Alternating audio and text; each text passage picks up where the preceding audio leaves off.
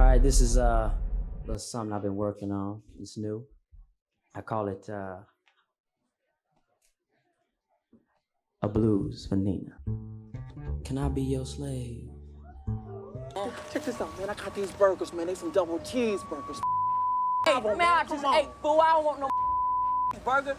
If you ain't got no money, you just asked out. Call this mother. Yo, dog, hurry up!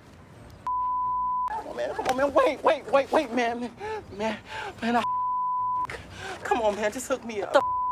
Nigga. Man, I said Hey. Just think of it as a short-term loan, okay? A 24-hour loan. I'll have the money right back to you. No one will ever know it was gone. You want my campaign to loan you $1 million. Why do you need that kind of money? Story and my experiences. I don't think that I'm underrated. I think I'm undervalued in Hollywood.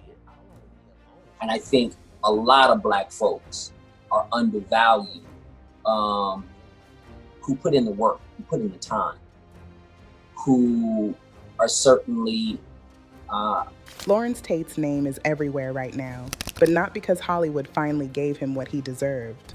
There's in mainstream Hollywood, if you will, you can see actors from the 80s and the 90s, and you hadn't seen them in 10, 15, 20 years, can find a way to resurrect or resurrect their career again. You know what I mean? There's always a second, a third, a fourth, a fifth leg and chance to get on that journey again. We don't get that many opportunities. We don't get that many chances. And a lot of it is because I don't feel as though we as a whole are valued. That's so funny. I finally made it to the gossip blogs, guys. Okay. Welcome. So my wife and I thought it was pretty funny. I was on the Breakfast Club and the interviewer, Charlamagne, asked if you and your wife still getting it on in the house. And I'm like, of course. I got 4 children, of course. Okay. And I made a sarcastic joke that my wife is very fertile.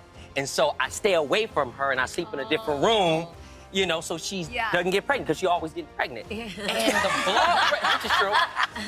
And the blogs went and said, Larenz Tate said it is important to his relationship that they sleep in separate. That is so not what I heard. Which is crazy. Most people remember him from Menace II Society, Love Jones, Dead Presidents, and now Power. But what they don't realize is that Larenz Tate gave Hollywood proof after proof that he could carry real stories, and somehow Hollywood still chose to ignore him. And now, with these Tyler Perry rumors spreading online, the bigger story is getting buried. So what really happened to Larenz Tate? Why didn't Hollywood give him more? And are these rumors hiding the truth or distracting us from it? Let's get into it. So before any of the Tyler Perry rumors, and before Love Jones became a Sunday afternoon ritual in Black households across America, there was a kid from Chicago named Larenz Tate who just wanted to act. I've been acting for 30 plus years. I say 3 decades. It just sounds cooler. Larenz was born in 1975 on the west side of Chicago. His family eventually relocated to California, and acting became a whole family operation. Him, his brother Laren, his brother Lamard.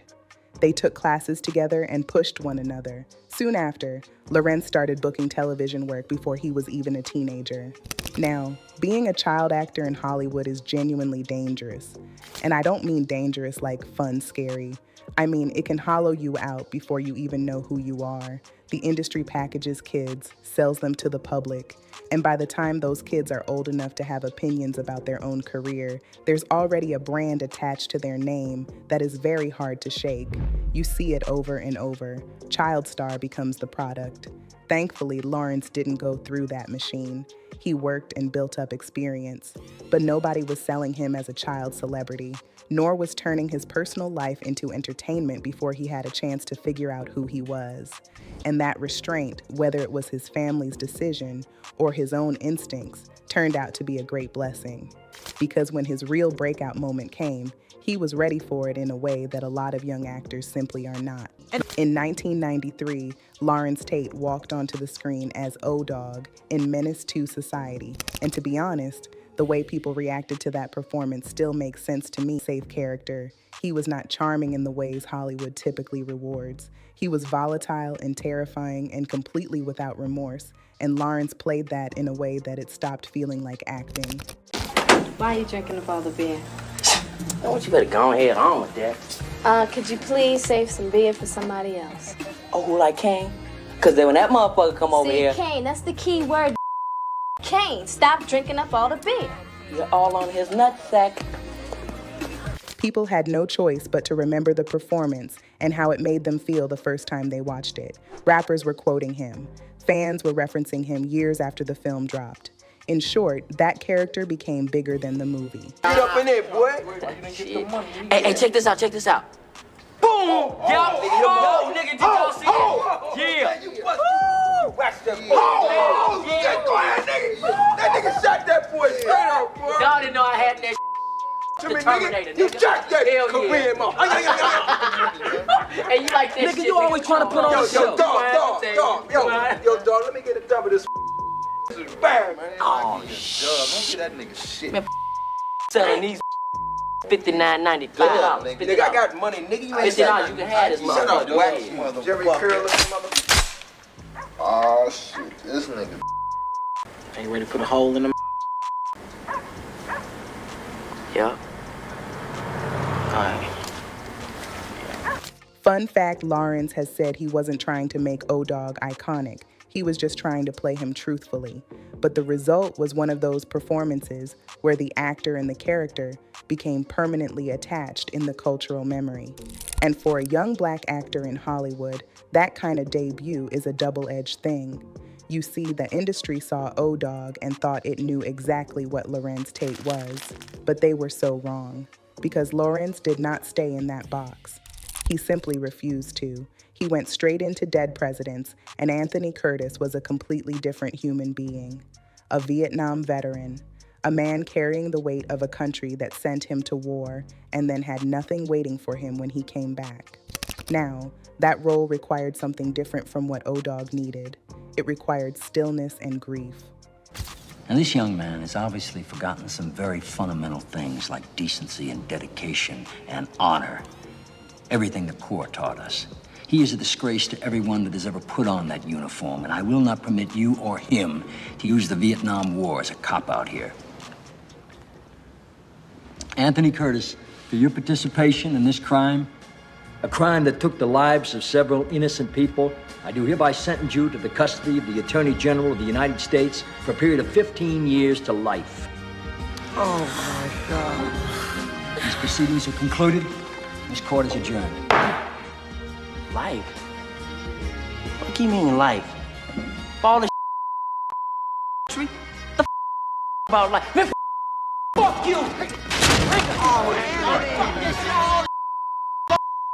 Remove the prisoner from the court. You hear me? Fuck you!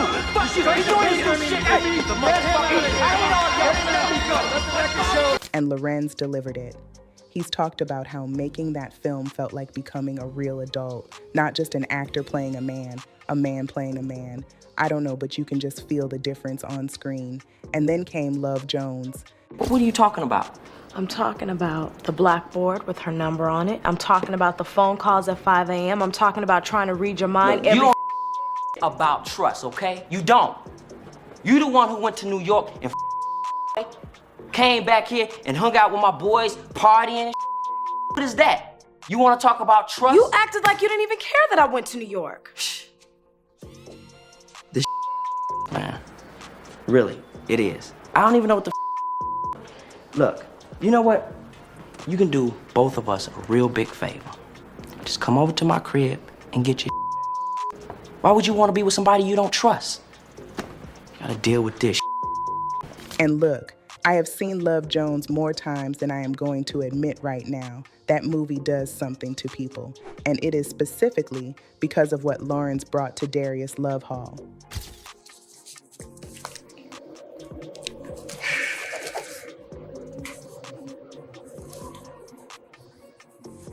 Well, I learned a long time ago not to ask a question I didn't want to know the answer to. Why don't you want to know? I don't. Why? You wrecking my flow, okay? Excuse the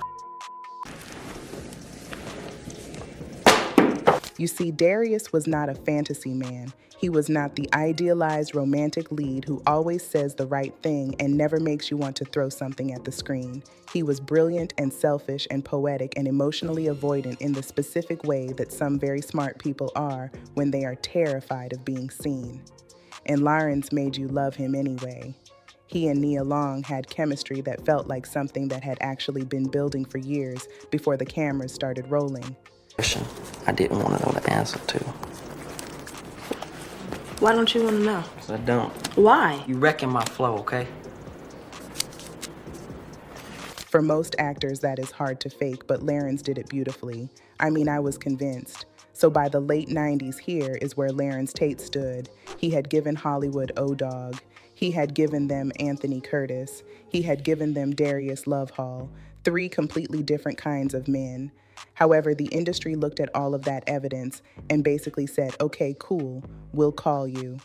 And that is the part of this story that genuinely gets to me, because when Hollywood decides to build around somebody, you can feel it. You see them everywhere at the same time. The covers, the franchise offers, the prestige projects designed to position that person as unavoidable. The studio is essentially saying to the public, pay attention, we are investing in them. However, with Larenz, it just never felt like that happened. He kept working, and I want to be clear about that. He was in Why Do Fools Fall in Love? He was in Ray. He was in Crash. He played Frankie Lyman. He played a young Quincy Jones. He showed up in Girls Trip, in Power Book 2, Ghost. But there's a difference between being a working actor who keeps getting cast and being somebody the industry actively builds around. Let me be real. The gap between those two things is real, and Larenz was living inside of it. And my experiences, I don't think that I'm underrated. I think I'm undervalued in Hollywood. And I think a lot of Black folks are undervalued, who put in the work, who put in the time, who are certainly... Larenz himself has actually spoken on this directly. He's talked about how Hollywood undervalues Black American actors, how the industry operates on this assumption that Black stories don't travel internationally, that Black talent needs some outside validation stamp before it becomes marketable. There's in mainstream Hollywood, if you will, you can see actors from the 80s and the 90s, and you hadn't seen them in 10, 15, 20 years, can find a way to resurrect their career again. You know what I mean? There's always a second, a third, a fourth, a fifth leg and chance to get on that on that journey again. We don't get that many opportunities. We don't get that many chances. And a lot of it is because I don't feel as though we as a whole are valued. And the infuriating thing is that all the evidence was already sitting right there in his filmography. I mean, this guy has insane range. The impact was real. Love Jones alone should have opened 50 doors. But there's a specific kind of studio thinking where they see a Black actor nail a complex role, and instead of building around that range, they get confused by it. They don't know which box to put you in. And when they don't know which box, they hesitate. And while they're hesitating, another decade goes by. There were genuine stretches in the early 2000s where roles for Larenz at the level his talent warranted simply dried up. Entertainment circles talked about studios passing on him for major starring roles, specifically because they couldn't figure out how to market him beyond the image they'd already fixed in their heads. Now, I also want to be honest about something, because this is not entirely a story of Larenz being wronged by a careless industry. Some of this is about who he actually is and how he has always chosen to operate. One day I want that Oscar. No, I don't. Okay. I don't really concern myself with that. I would be truly honored to be acknowledged by the Academy, but that's definitely not something that I'm, shooting for. That's not. I'm about, the movies. I look at it as I'm like the people's champ in a way. So I'm not really worried about that. And that means so much more because people still talk about Love Jones. Like 20 years, almost 20 years later, people we're giving this away. Like it means something. And that like blows my mind, you know. Whereas they're Oscar award winners, but sometimes sometimes you kind of forget about all the other body of work or the things that they've done. But like, we talked about Menace, we playing the soundtrack of that, and we talk about dead presidents, and like that blows my mind. Like a great song. Larenz has said in interviews that he never chased fame for the sake of fame, that he was never interested in being famous as an end goal. And in Hollywood, that kind of honesty is almost a liability, because the industry rewards people who are willing to perform constantly, who do every interview, attend every event, turn their relationships into content, give the machine whatever it asks for, whenever it asks. People who treat celebrity as a full-time performance. However, Larenz was never going to be that person. There are reports that he took on early power work at compensation that agents thought was too low. He prioritized projects that meant something to him over roles that would have made more commercial noise. Now, even his own representatives sometimes push back on choices that seem to value the art more than the business calculus. And from what has come out publicly, Larenz held his ground anyway. You can look at that two ways. You can say those choices cost him momentum at a time when momentum was everything. Or you can say that is exactly why he still has credibility 30 years later. Because the actors who chased every commercial opportunity and abandoned every artistic principle are not always the ones the culture decides to keep loving. And then there is his personal life. Love your wife. Yes. You love your wife for over 16 years. Yes. Thomasina. Yeah. The queen. To me, that's so very, very sexy when a man just adores his wife. You have 4 boys, right? Yes, we have 4 sons. 4 sons, and I love. No, listen, we've been rocking for 23 years. She's amazing. 23 years. Yeah, we've been married for going on 16, and she's just a phenomenal partner, wife. Spouse. She's the queen of our household. She's the queen, the CEO, as I always call her, and she's just a phenomenal mother. I mean, the best mother that my children can have. We have Miles, Xander, Zion, and Marley. There's 16, 15, 9, and 4. And 4. Yes. Well, can I say something to Thomasina? Thomasina, queen, thank you so much for loaning out your husband and letting women like us fantasize about what you get every. His marriage is private. His children are private. His home is private. He talks about his family with a warmth that comes through in interviews, but he does not turn any of it into content. Kudos to him for that. But in the current celebrity world, that is genuinely unusual. First thing I say to her, because I was wearing cornrows at the time, I was like, hey, you know how to braid? And she was like, Negro, really? That's your intro? Can you braid?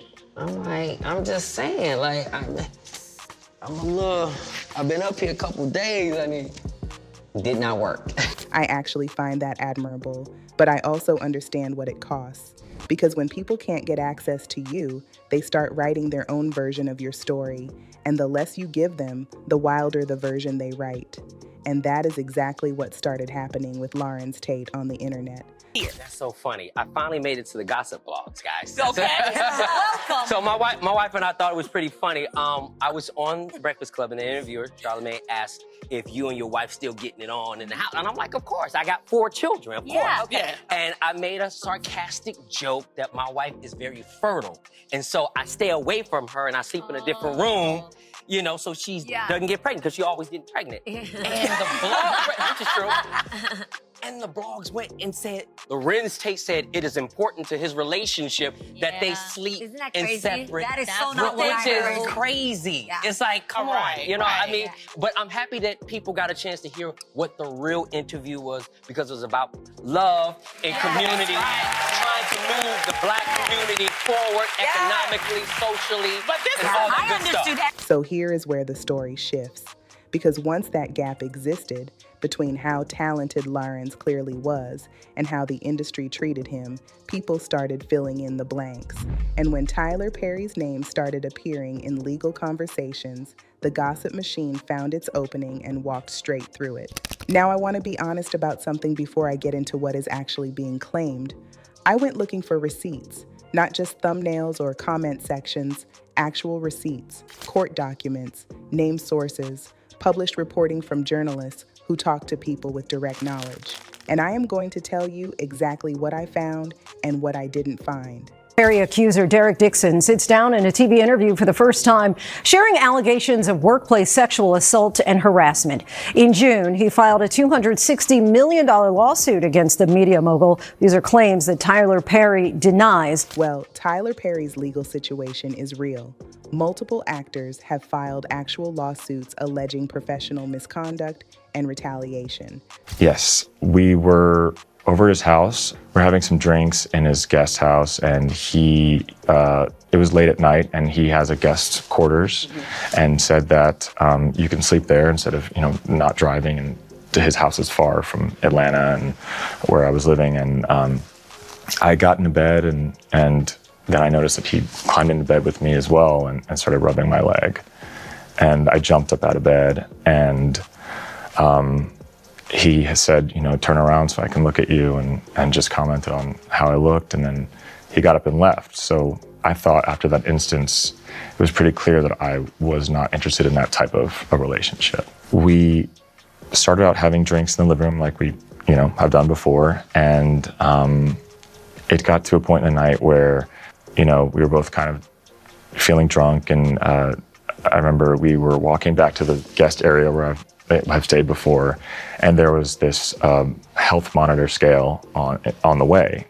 And I was like, what is that? And he said, well, you have to be in your underwear to measure, whatever, so you should do it. He reached down and pulled my underwear down and grabbed my ass, and I, tried to stop him and pull back my underwear up, and he kind of grabbed my arms and said, no, it's okay.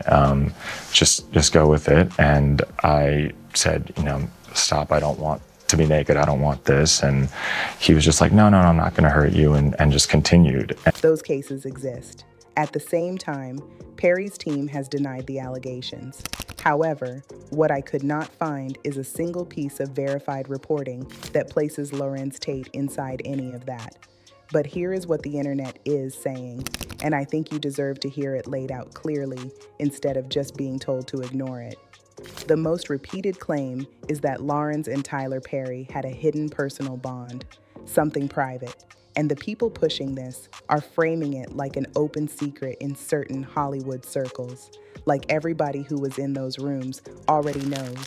And I will be honest with you, that framing is specifically designed to make you feel like you're catching up on something that's already established. Then there is the career leverage angle, the suggestion that Perry had quiet influence over what Larenz was and was not offered, that certain doors opened because of a relationship that was never made public. And this one is interesting to me specifically because it takes a real grievance, the fact that Larenz's career never got the push it deserved, and offers a hidden explanation for it. It says the reason things went the way they did is not systemic bias or industry imagination failures, and that somebody was pulling strings in the background. And then it gets uglier because some of these videos use the word concubine. They are implying a romantic and transactional arrangement using that specific word on purpose about a Black man who has said nothing and done nothing to invite that characterization. And I want to sit with that for a second because I think people scroll past it too fast. Mind you, that word is not an accident. It is chosen because it is memorable and because it is degrading, and because once it gets attached to your name on the internet, it does not come off clean no matter what actually happened. And it is being done to this man with zero documented evidence underneath it. There are also the insider witness claims, the suggestion that Larenz was present for things connected to Perry's alleged misconduct, that he has firsthand knowledge he has chosen not to share, that his silence is itself suspicious. And this is the version of the rumor that I find most troubling because it cannot be disproven. If you say someone knows something and they stay quiet, the quiet becomes the proof. It is more of a closed loop. Deny it and you're hiding something. Stay silent and you're hiding something. You just can't escape it. Now, I know somebody is going to say where there's smoke, there's fire. And I hear that, but sometimes where there's smoke, there is also somebody with a fog machine trying to run up their view count. Now, while all of that internet noise was building, Larenz was doing something that I think is genuinely more interesting than any of these rumors. He was introducing himself to a whole new generation through Power and Power Book 2, Ghost. Councilman Larenz Tate was not a small role. That character had presence. He was calculating and charismatic and politically dangerous in a way that made people actually argue about him like he was a real figure. I remember when my timeline started going crazy over Larenz Tate, and half the people posting had no idea they were already fans of this man from 20 years earlier. Drop the gun now! I'm not gonna say it twice, Alphonse.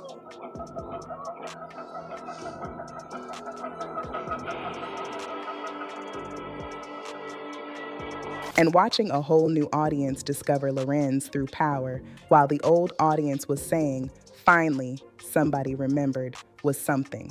Because it proves something that should have been obvious all along, that the talent was never the issue. So when you go out, do people call you Larenz or do they call you, I'm Councilman Tate. 100%. Really? So we're both from Chicago, right? Yes. So recently we just got a new mayor in Brandon Johnson. Yes, so we pushed for that. And so I was at the inauguration. When I tell you, everybody, it's with 2,000 people, everybody who I spoke to, hey, Councilman Tate, Larenz Tate. The whole time. And they're asking me and they're addressing me as if I'm really a politician. Oh my God. And I'm like, I'm not, this is somebody writes that for me. But it's all good, but for sure, Did they think you were gonna speak? They thought I was gonna get up there and give my speech. They thought I was gonna try to knock the new mayor out the way, do some devious stuff. I'm like, no. I'm Larenz, but for me, I see it as a compliment. He also understood that waiting for Hollywood to fully value him was a losing strategy. He and his brothers built Tateman Entertainment because if the gatekeepers were not going to open the right doors consistently, then he needed to be in a position to create his own. So when you step back from all of it, the childhood, the breakout, the career lulls, the industry failures, the privacy, the rumors, what does the Larenz Tate story actually tell us? Black actors can be beloved, respected, consistently brilliant, and still not receive the full attention their talent deserves. And it tells us that rumor culture does way more than just spread misinformation. It actively replaces the more important conversation. Because right now, instead of talking about why Hollywood fumbled Larenz Tate after Love Jones, people are arguing about unverified Tyler Perry connections. Do you think people care more for exaggerated rumors than the real truth? Or do you think there's some truth to the rumors? Let me know what y'all think in the comments. Thanks for watching, and I'll see y'all in the next one.